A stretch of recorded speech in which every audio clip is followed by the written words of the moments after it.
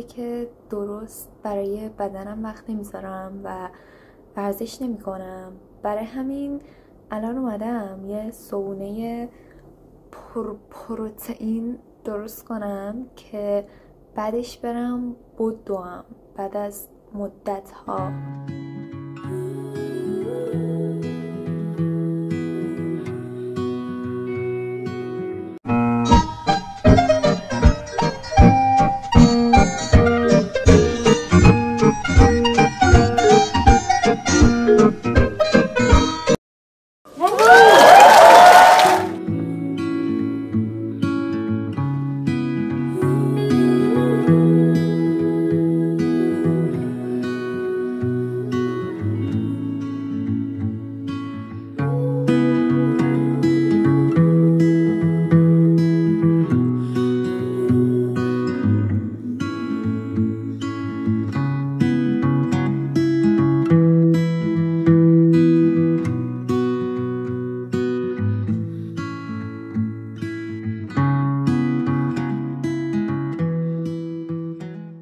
الان 20 دقیقه است که با جودی اومدیم پیاده روی و من هر جور حساب میکنم نمیرسم که جدا هم خودم برم بدوم، چون یکم دیگه باید برم سر کلاس آنلاین. واسه همین برمیگردم خونه که برای کلاسم آماده شم.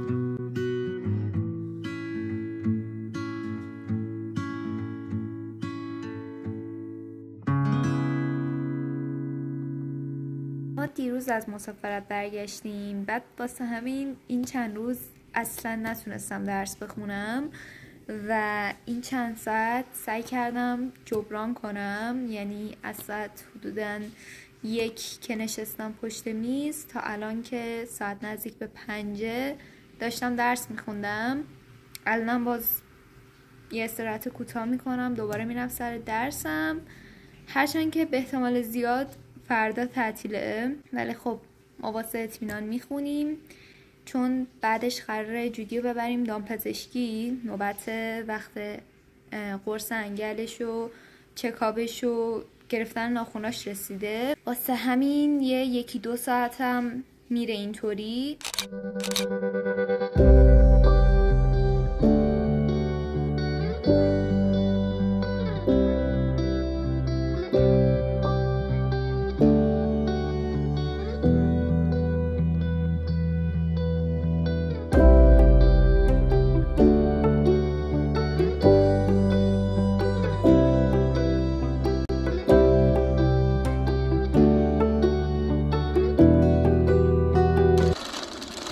برگشتیم خونه و من میخوام فرنی درست کنم برای شام.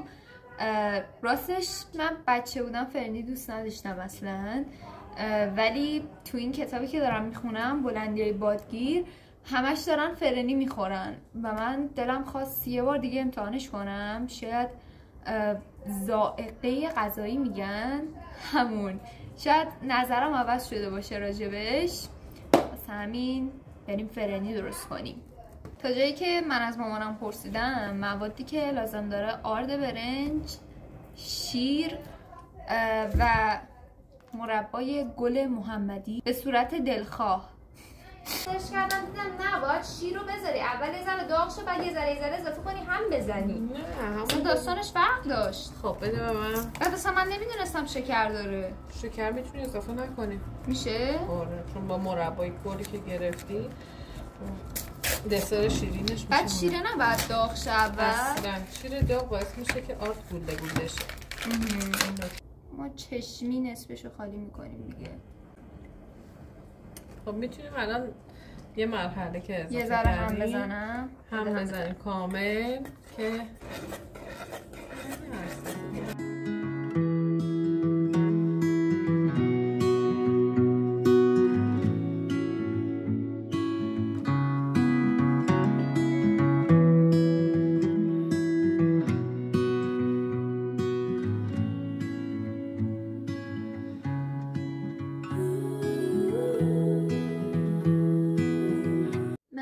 روتین پوست شبم رو انجام دادم و امروزم دیگه تقریبا تمومه. فقط یه کار مونده، اونم اینه که هر شب قبل از خواب یه دست شطرنج بازی میکنم تو اپ chess.com.